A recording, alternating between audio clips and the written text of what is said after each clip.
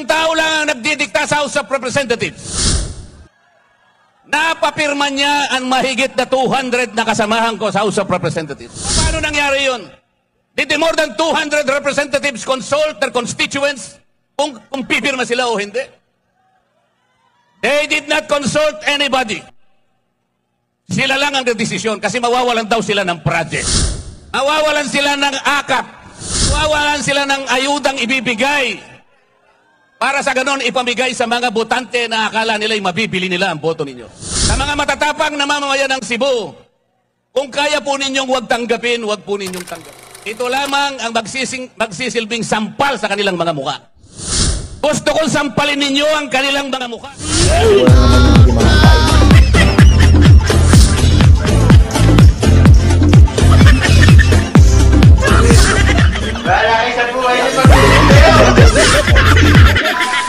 Magandang gabi po sa ating lahat. Gusto ko po kayong makasama ngayong gabi sapagkat alam ko kayong lahat na nandito ngayon ay matatapang. Yes. Kasi po sa House of Representatives, konti na lang po yung matatapang doon. Kaya sana gusto ko silang imbitahin lahat dito para tumapang naman sila. Para ipagtanggol nila ang karapatan ng bawat isang mamamayang Pilipino. Tingnan po ninyo ang nangyari sa akin. Pati hopya po na kinakain ko, inaagaw na nila sa akin. Napakawalang hiya nila. Puro salbahe. Wala naman akong ginawang masama. Sinasabi ko lamang sa kanila, mali po ang ginagawa ninyo. Ito po ang dapat nating gawin. Ito ang dapat nating ayusin sapagkat ito ang nasa ating rules and regulations. Ayaw naman po nilang makipagdebate. Hindi naman sila siguro mananalo sa debate. Ginugulo na lamang nila ako. Puro panggugulo. Kaya sabi ko pupunta na lang ako sa Cebu. Mas gusto ko pang kausap ang mga tunay na tao na nandito ngayon. Sapagkat sila, alam nila ang problema ng ating bansa ngayon. Ang presyo po ng bilihin ngayon, lalong-lalo na po ang pagkain, masyado na pong mataas. Kawawa na po ang ating mga kababayan, lalo na po yung nasa panig ng mahihirap. Hindi po nakikita ngayon ang problema na yan. Kaya lalong lumubha ang kahirapan sa ating bansa dahil sa korupsyon. Lubog na humirap ang ating buhay. Tingnan po ninyo, halos 30% po ng pera ng bayan ay napupunta lang sa korupsyon. Ano po ang epekto nun? Pati education nagsasuffer. Pati public health nagsasuffer. Sinasabi ko po sa kanila, napakinggan nila ako, itinuring nila akong kalaban nilang lahat.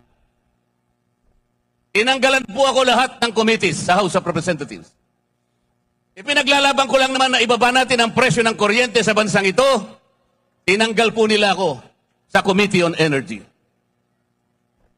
Inobjekan ko po yung bill na sinusulong nila doon sa Nordeco, sa bandang Mindanao, at sa doon sa Samselco, sa Zamboanga City. Ang sabi ko, pagka inapprove nyo ang bill na ito, lalong tataas ang presyo ng kuryente sa bahagi na yan ng Mindanao. Ayaw po nilang maniwala. Lahat po ng mga panukalang batas na ifinail ko na 10 bills, hindi po nadinig yun. Ayaw nila. Wala silang pakialam sa inyong kapakanan. Ang gusto nila siguro, tumaas ang kuryente sa ating bansa. Alam po ba ninyo kung ano yung pinapangunahing layunin ng batas sa kuryente? Ang sabi ng batas, let us ensure the delivery of affordable rates of electricity to every Filipino. Affordable. Sa Bisaya, barato. Barato ba ang presyo ng kuryente sa Cebu?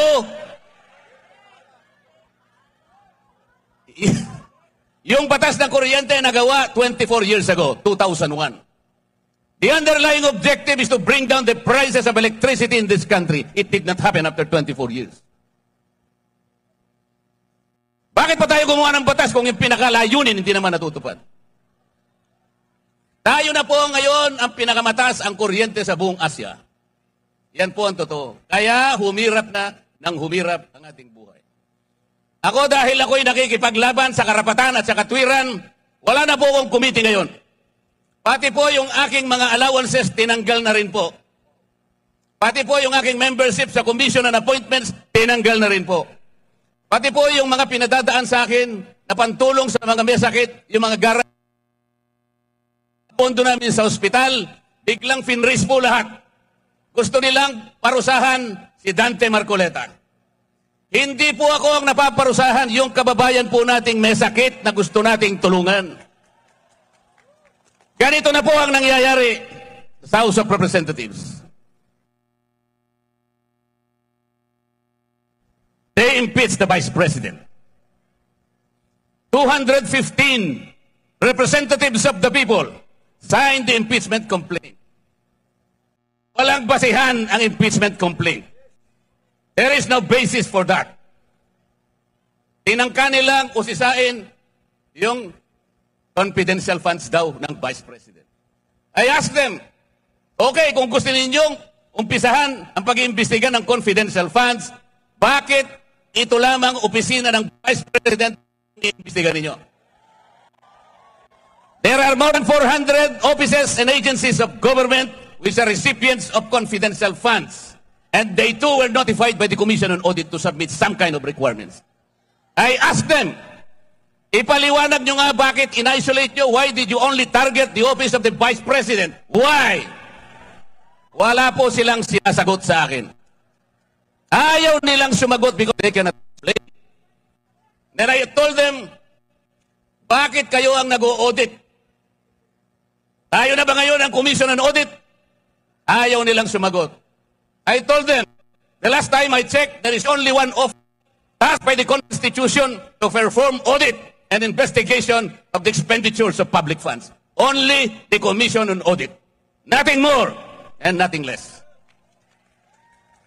Sabi ko sa COA, Mr. COA, ayaw sumagot ng mga kasama kong magagaling. They cannot probably explain why they usurp your responsibility. Kayo ang sumagot. Bakit ninyo sinurrender ang inyong tungkulin dito sa komisyon, dito sa komite na kung tawagin ay Committee on Good Government? Actually, Committee on Bad Government yun. Sabi ko sa COA, meron pa bang opisina bukod sa inyo ang binigyan ng karapatang mag-audit? Ang sagot ng COA, wala na po. Ibig nyo sabihin, exclusive kayo dito? Opo. Bakit ninyo binigay sa House of Representatives ang tungkulin ninyo? Yung audit po, nag-uumpisa lang mag-audit. Initial findings pa lang. Wala pang conclusion.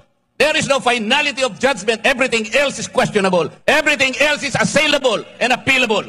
Pero kinuha ng House of Representatives. Paano nangyari ito? Ayaw po nilang sumagot.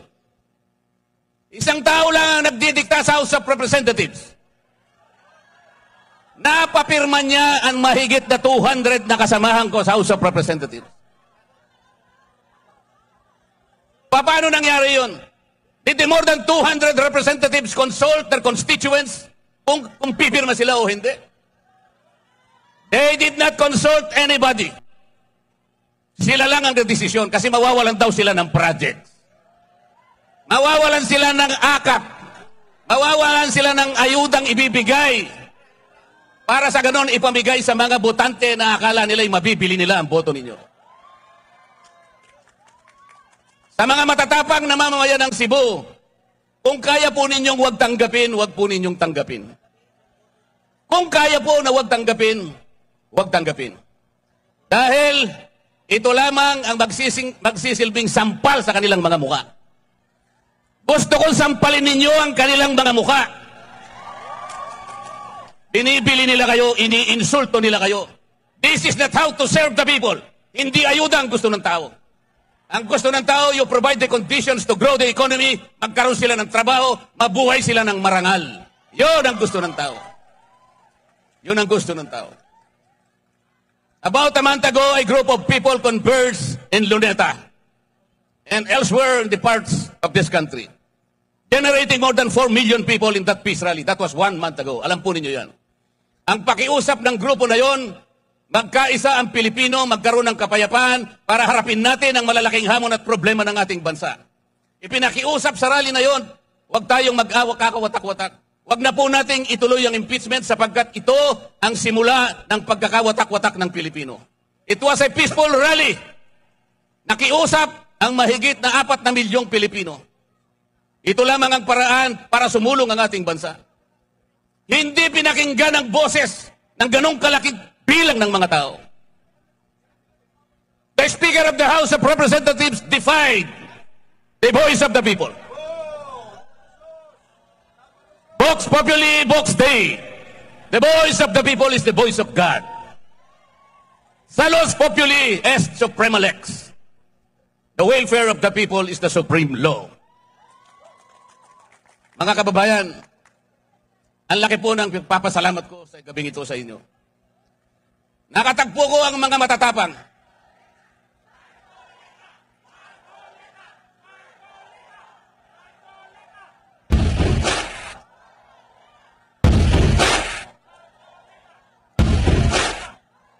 Tonight, let us make a solemn vow.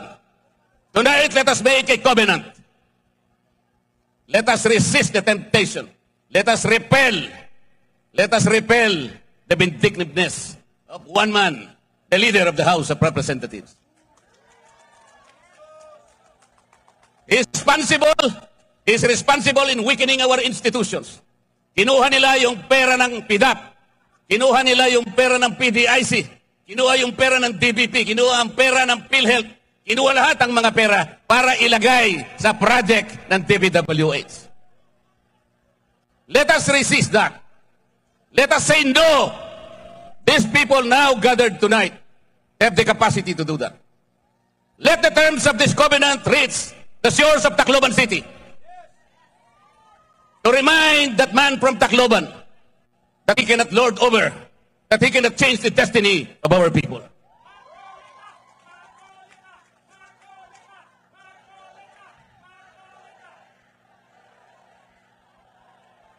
They want to impeach the Vice President because he wants to become Vice President.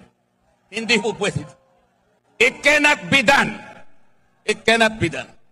They invented the Quadcom because they want to prosecute the former President. Hindi siya para inquiry in aid of legislation. Wala pong legislation na matino ang ginawa ang Quadcom.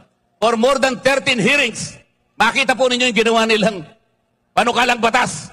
Kahit na grade 5 student, pagtatawanan yung ginawang batas. Because it was not really intended to enact laws or to supplement in making laws. It was principally designed to prosecute and persecute the former president. Ganito po ang gusto nilang gawin sa ating bansa. Kapag wala pong tumayo, kaya po kami nandito ngayon. Sinabi na po nung tagapagsalita kanina, meron pong alternative. Meron pong 9 na senatorial balls ang PDP laban. Iboto nyo po silang lahat. You need people in the Senate to frustrate the impeachment. Kapag ka po hindi kami nakarating doon, they will find the Vice President guilty. Ganun po ang mangyayari. It's a numbers game. Kaya po nakikiusap kami. Please send us to the next Congress. And we will fight for you. We will fight whatever it takes. Para sa inyo po. Kung walang magsasalita ngayon, our country will go to the dogs. Yun po ang mangyayari. Pasensya na po kayo kung medyo masakit po ang sinasabi ko. Pero ang kakapal naman nila, di naman yata tinatablan yung mga mukha ng mga tao na yan.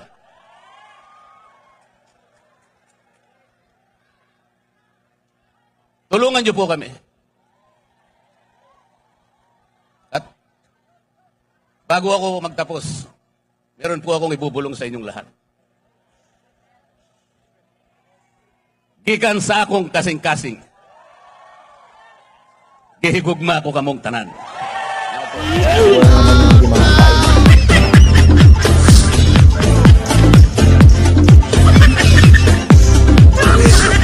Para